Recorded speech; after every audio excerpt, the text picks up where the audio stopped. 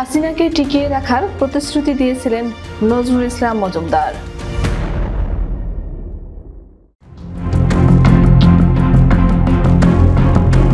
শেখ হাসিনার পতনের কয়েকদিন আগেও ব্যবসায়ীদের পক্ষ থেকে তাকে ক্ষমতায় টিকিয়ে রাখার আশ্বাস দিয়েছিলেন বাংলাদেশ ব্যাংক অ্যাসোসিয়েশনের সাবেক সভাপতি ও নাসা গ্রুপের চেয়ারম্যান নজরুল ইসলাম মজুমদার।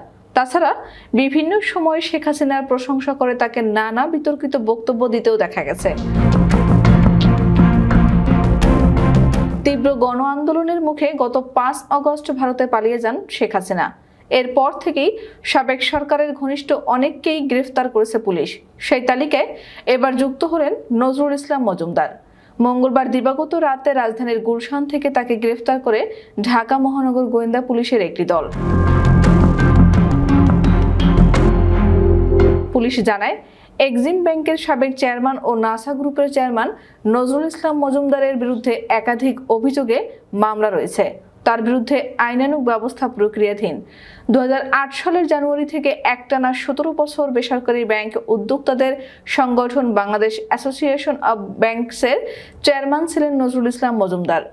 বিভিন্ন ব্যাংক থেকে শেখ হাসিনাকে অনুদান পাইয়ে দেওয়ার কাজ তিনি করতেন। শেখ হাসিনার পতনের কয়েকদিন আগেও ব্যবসায়ীদের সঙ্গে বৈঠকে তিনি আশ্বাস দিয়েছিলেন যে কোনো মূল্যে তারা শেখ হাসিনাকে ক্ষমতায় রাখবেন।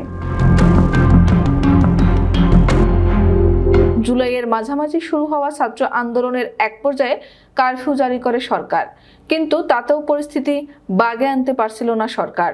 কারফিউ দীর্ঘায়িত হওয়ায় ব্যবসা বাণিজ্যের ক্ষতি হতে থাকলে অনেক ব্যবসায়ী মুখ খুলতে শুরু করেন।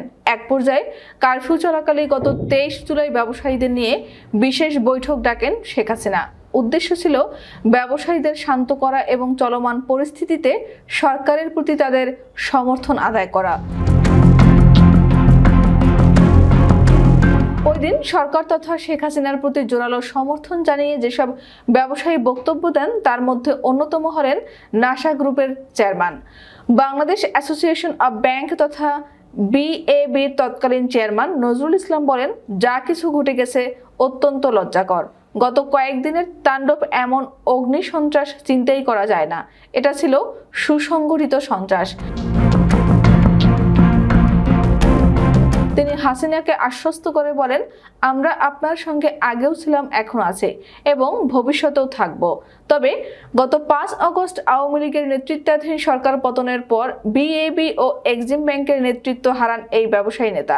সেই সঙ্গে আত্মগোপনে চলে যান তিনি।